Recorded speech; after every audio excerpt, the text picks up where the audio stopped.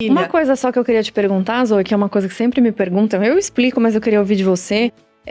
Sempre falam assim, mas em Cuba nenhuma criança passa fome, né? Tá cheio de comunista que fala isso, Manuela Dávila, Boulos, dentre outros, assim, não, nenhuma... Até uma frase do Fidel, se não me engano, tem não sei quantas milhões de pessoas passando fome, de crianças passando fome no mundo, mas nenhuma é cubana.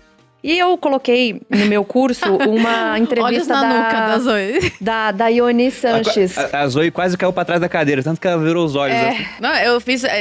faz 2 semanas que eu fiz umas 3 lives sobre isso, de relatos de mães cubanas, e vídeo e tudo, chorando, falando, pelo amor de Deus, meu filho tá morrendo de fome. Então vamos complementar? No YouTube, isso. Vamos complementar isso? E aí eu vi só pra terminar, eu vi uma entrevista que eu coloquei no meu curso da Ione Sanches falando no Roda Viva sobre isso. Ela falando, olha, mas a segurança alimentar em Cuba, ela não existe. Você não tem tudo que você consegue. Então, assim, estão dizendo que nenhuma passa fome. Talvez seja verdade, mas existe um limiar. Comendo, né? Não, então tem um limiar de tipo assim, olha, tem uma refeição por dia. Qual é a classificação de fome? Exato. Então, assim, tem uma refeição por dia, então já não passa mais fome. Não, mas a insegurança. Não é passar fome. A insegurança alimentar de Cuba e os dados são maquiados. Com a nutrição, né? Pra não ser gorda, criança. Manter vivo, só isso, né? O governo cubano ele vai mudar o slogan pra tem tantos obesos no mundo, mas nenhum em Cuba. Exato. Mas não pode falar que é gordofobia. Não pode falar. Mas o que eu ia complementar na sua pergunta pra Zoe é que, além dessa parte de alimentação, o que chegou é verdade que 100% da população é alfabetizada? É verdade que a saúde em Cuba é maravilhosa? E aí, sobre esses pontos, né? Alimentação, saúde, educação, como é que é? Educação, vamos começar pela educação, né? Realmente, lá, as pessoas recebem ensino, são alfabetizadas. Só que assim, é uma educação que é o que eu falei, não te ensina a pensar, te ensina a obedecer. Então, tudo que você lê, estuda, é só marxismo, comunismo, te deixa paranoico, porque desde criança que Estados Unidos vai invadir Cuba e que temos que nos preparar para a guerra e que Fidel salvou Cuba e que Cuba antes as crianças ficavam na rua passando fome, não tinha comida. Exatamente. É o resumo do livro. Exatamente. Então é isso que a gente aprende, sabe? É só comunismo. Eu não tinha informação de fora do mundo, sabe? Que qualidade é essa de educação? Que qualidade? Uma vez a professora incitou ódio contra mim, pra me chamarem de contra-revolucionária, porque eu não concordei com uma coisa que ela disse, porque eu falei que eu não queria dar o dinheiro da MTT, que é um dinheiro lá que a gente dá. Já era revolucionária lá, então, né? Gente, contra-revolucionária. Desde porque sempre. Eles são os revolucionários. Eu seria presa. Isso E ela incitou ódio contra mim. Você tinha quantos anos? Eu tinha uns 6, 7 anos. Eu era uma criança e a professora ficou falando pra me chamar de contra-revolucionária. É gravíssimo. Vai preso, é bem grave. Não, minha mãe era chamada toda vez na diretoria, porque eu achava uma palhaçada. Todo dia tinha que se apresentar lá no... A gente cantava o hino nacional de Cuba, falava seremos como el Che, ou seja, seremos contra um sanguinário, entendeu? Um matador, se é o sangue frio. E se não fizesse isso, chamavam os pais. E eu achava uma palhaçada, eu falava, mãe, pra que isso? E você era chamado também, você era escolhido todo dia um aluno pra você recitar um poema sobre revolução também, né? E sobre Fidel. Na frente de toda a escola. E levar flores pra Camilo Cienfuegos, pra Che Guevara.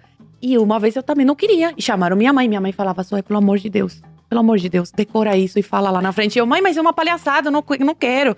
Zoe, por favor. Por quê? Porque os pais sofriam as consequências no trabalho, em tudo. E eu sempre me criei com a seguinte frase, de ter duas caras. Porque assim, o que eu ouvisse em casa eu não podia repetir na rua. Então minha mãe sempre falou pra mim, o que você ouve aqui, você não pode repetir na rua. É porque o seu pai já estava aqui. Doble é moral, né? A gente fala. De medo. Duplo pensar. Exatamente. Isso. Esses dias eu fui assistir um jornal, que a gente tava, por acaso, né? Eu não assisto TV. E aí eu fui assistir o jornal e a mulher tava lá.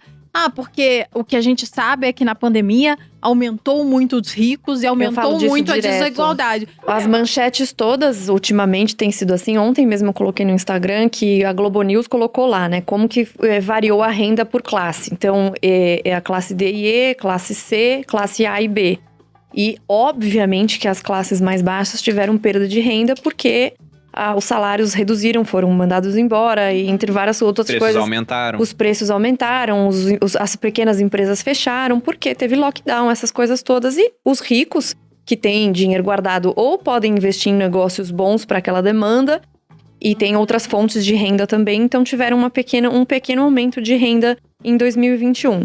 E na sequência eles falaram essa coisa da desigualdade, e aí eu vi uma jornalista mesmo da Globo que trabalha no G1 falando que necessariamente para os pobres terem ficado os mais pobres durante a pandemia, os ricos ficaram mais ricos. Olha só. Só que o problema disso, ele não vem do jornalismo, ele vem da educação, que é o que a Zoe estava falando agora. Então a gente tem aqui muito mais liberdade de expressão, muito mais informação, acesso a Google, acesso ao YouTube, e não usa. Só que a doutrinação, ela é um círculo vicioso que começa lá embaixo, quando você é criança. E aí, os professores que são formados por essa educação também doutrinam, eles nem sabem, eles nem têm consciência de que eles estão doutrinando, porque isso já vem de muito tempo. Eu já fui viajar para vários lugares, toda hora eu encontro foto do Che, foto da Frida, como se fossem heróis. Então isso é bombardeado na nossa cabeça desde que a gente é criança, e isso que a gente está num país que a gente pode dizer que tem liberdade de expressão. Imagina em Cuba. Então, assim, o que adianta uma educação que, na verdade, a educação não é educação.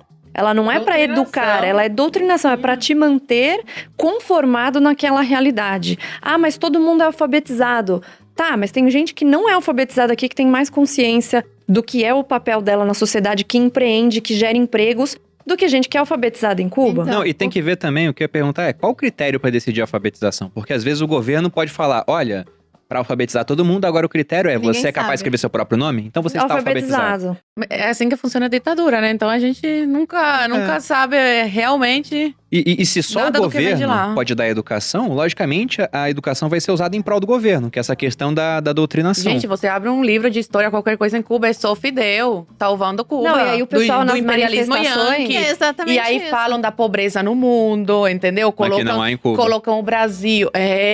Colocam o Brasil como, meu Deus, tá um caos, olha a sorte que a gente tem aqui, que todas as crianças estão na escola. Então, a China faz isso em eleição americana. Como é um país fechado, a gente não tem informação outra coisa, a gente acha que é realmente assim. E a gente fica com medo do mundo. É quase um mito da caverna, né? Exato. Porque as pessoas estão lá, elas recebem uma informação, elas não têm como averiguar que aquilo é real. E a informação que diz é que lá fora é muito pior. E os meios de comunicação tomados também. É uma prisão mental e uma prisão física, né? Ao mesmo tempo que não te deixam sair, também é uma prisão mental. E isso, ele, além de contra a natureza humana, ele só consegue durar durante tanto tempo porque há todo esse impedimento do pensamento livre, das informações de forma correta para as pessoas poderem tomar opinião. Então, é muito complicado. E eu vejo sempre nas manifestações aí, do pessoal da esquerda, é o seguinte: o governo não dá educação porque a educação derruba o governo.